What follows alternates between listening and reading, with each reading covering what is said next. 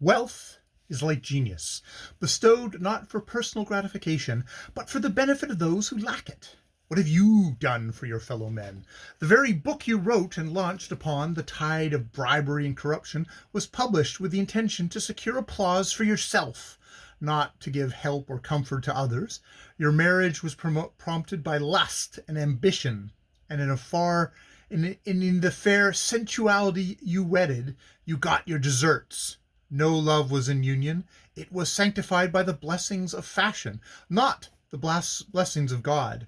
You've done without God, so you think. Every act of your existence has been for the pleasure and advancement of yourself, and this is why I have chosen you out to hear and see what few mortals ever hear or see till they have passed the dividing line between this life and the next. I have chosen you because you are a type of the apparently respected and unblameable man. You are not what the world calls a criminal. You have murdered no one. You have stolen no neighbor's goods.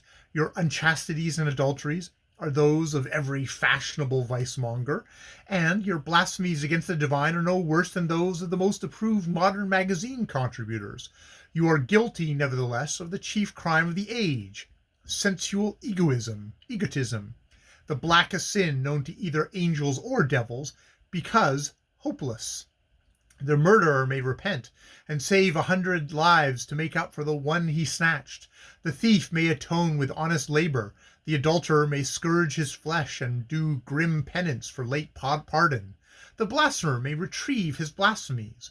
But for the egoist, there is no chance of wholesome penitence, since to himself he is perfect and counts his creator as somewhat inferior. This present time of the world breathes egotism. The taint of self, the hideous worship of money, corrodes all life, all thought, all feeling.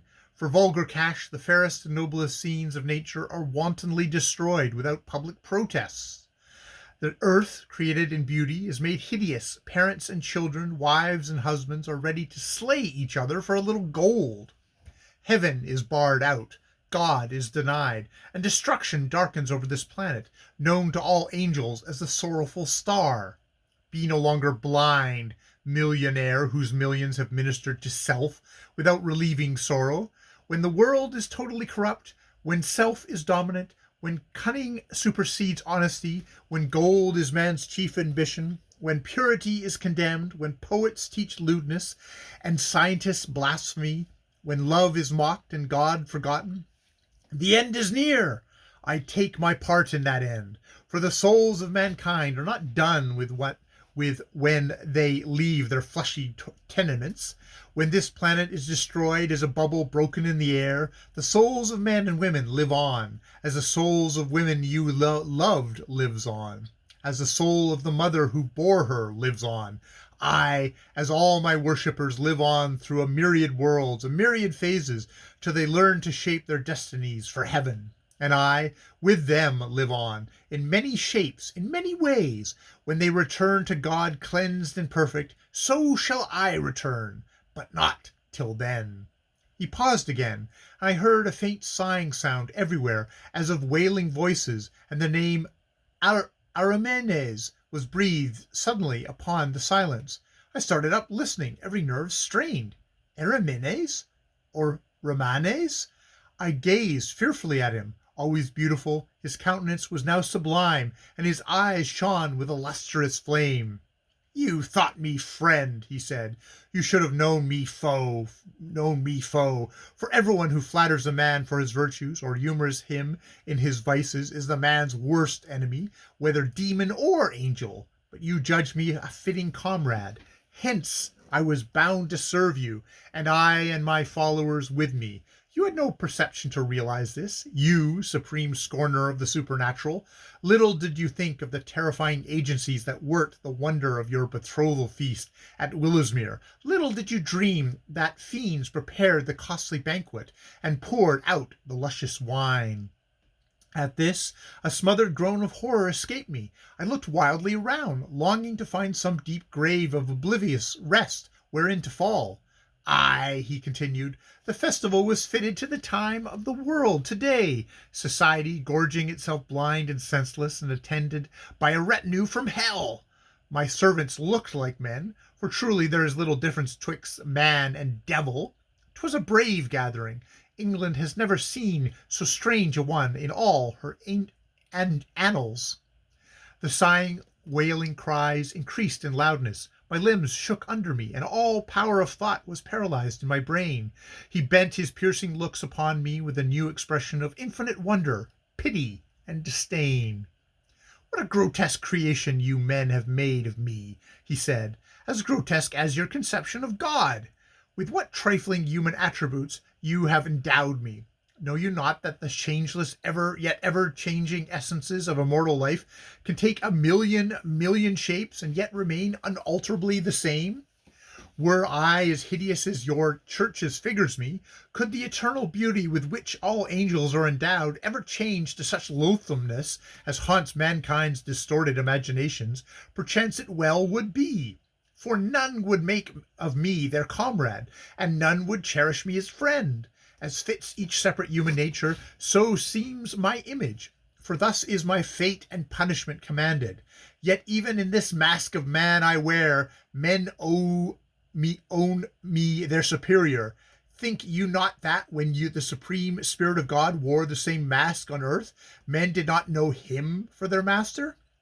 Yea, they did know, and knowing murdered him, as they ever strive to murder all divine things as soon as their divinity is recognized. Face to face I stood with him upon the mountain top, and there fulfilled my vow of temptation. Worlds and kingdoms, supremacies and powers, what were they to the ruler of them all? "Get thee hence, Satan," said the golden-sounding voice. Ah, glorious behest, happy respite, for I reached the very gates of heaven that night, and heard the angels sing. His accent sank to an infinitely mournful cadence. "What have your teachers done with me in my eternal sorrows?" he went on. Have not they, and the unthinking churches proclaimed a lie against me, saying that I rejoice in evil? O man, to whom by God's will and because the world's end draws nigh, I unveil a portion of the mystery of my doom. Learn now once and for all that there is no possible joy in evil. It is the despair and the discord of the universe. It is man's creation, my torment, God's sorrow. Every sin of every human being adds weight to my torture and length to my doom. Yet my oath against the world must be kept. I have sworn to do my uttermost to destroy mankind, but man has not sworn to yield to my tempting. He is free. Let him resist, and I depart. Let him accept me, I remain. Eternal justice has spoken. Humanity, through the teachings of God made human, must work out its own redemption, and mine. Here, suddenly advancing, he stretched out his hand. His figure grew taller, vaster, and more majestic. "Come with me now," he said in low, penetrating voice that sounded sweet, yet menacing. "Come, for the veil is down for you tonight. You shall understand with whom you have dwelt so long in your shifting cloud castle of life, and in what company you have sailed perilous seas. One who, proud and rebellious, like you, errs less, in that he owns God as his master." At these words a thundering crash assailed my ears. All the windows on either side of the saloon flew open and showed a strange glitter, as of steely spears pointed aloft to the moon. Then, half fainting, I felt myself grasped and lifted suddenly and forcefully upwards, and in another moment found myself on the deck of the Flame, held fast as a prisoner in the fierce grip of hands invisible. Raising my eyes in deadly despair, prepared for hellish tortures, and with a horrible sense of conviction in my soul that it was too late to cry out for God for mercy, I saw around me a frozen world, a world that seemed as if the sun had never shone upon it. Thick glassy green walls of ice pressed round the vessel on all sides and shut her in between their inflexible barriers. Fantastic palaces, pinnacles, towers, bridges, and arches of ice formed in their architectural outlines and groupings the semblance of a great city.